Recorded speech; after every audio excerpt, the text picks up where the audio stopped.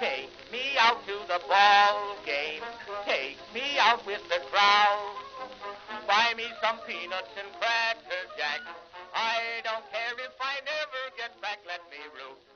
Nations Park in Newberry, Florida is home to 16 youth baseball stadiums covering 40 acres of land. This $7 million project was finally completed 2 weeks ago after 7 years in the making and will be able to host a minimum of 64 teams and a maximum of 108 teams during a tournament.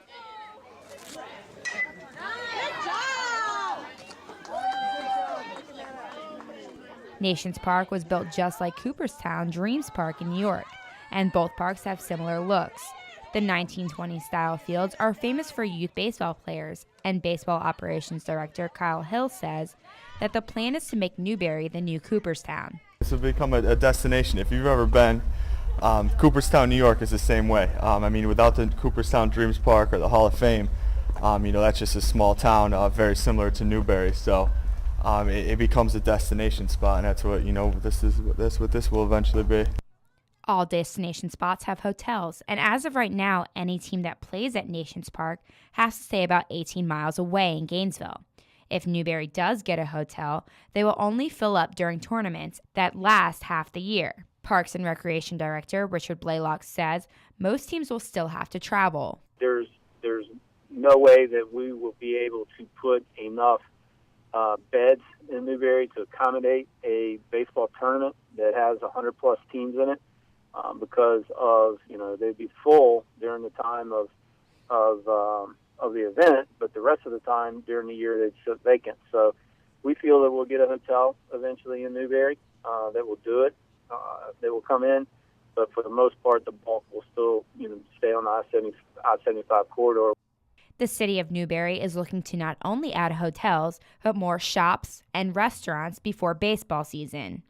City Manager Keith Ashby says that sports tourism has helped the city of Newberry grow.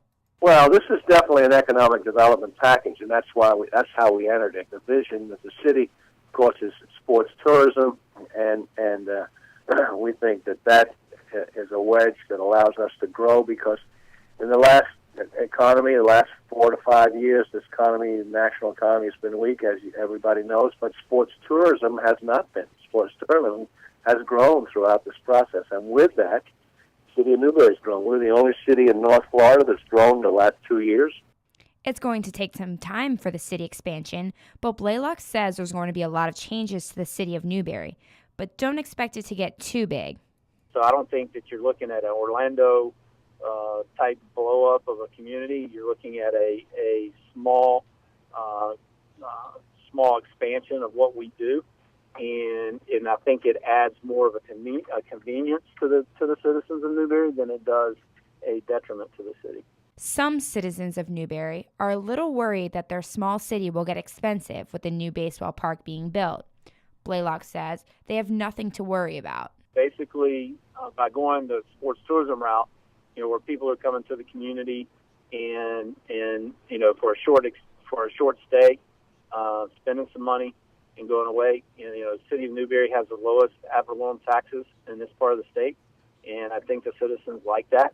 And so in order to continue to provide the services that we provide, plus keep the property taxes low, these are the types of things that we need to do. Ashby says the citizens of Newberry should be excited because this will bring in a lot to offer.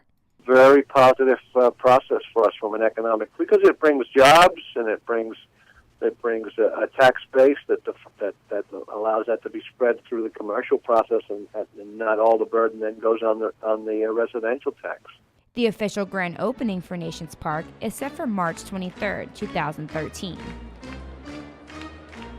For Florida's 89.1 WUFT-FM, I'm Dana Lynn.